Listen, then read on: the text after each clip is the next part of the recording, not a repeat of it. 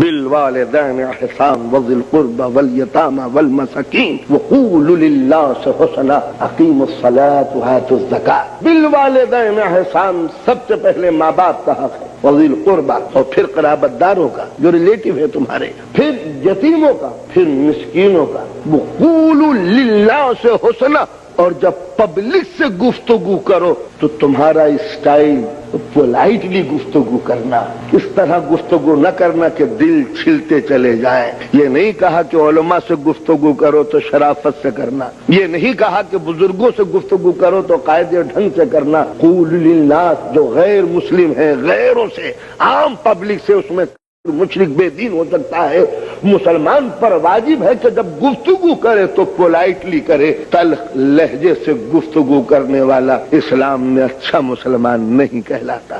اور پھر اس کے بعد حکم ہوتا ہے اقیموا الصلاۃ وآتوا الزکاۃ۔ ذرا ترتیب ملاحظہ فرمائیے، پہلے ماں باپ کا حق دے دو، پھر عزیز و اقارب کا حق دے دو، پھر یتیموں کو نہ بھولو، مسکینوں کو نظر انداز نہ کرو، عام جنرل پبلک کے ساتھ بیہیویئر اچھا ہو۔ اقیموا الصلاۃ وآتوا الزکاۃ، میری نماز بھی پڑھ لیا کرو، زکات بھی دے دیا کرو۔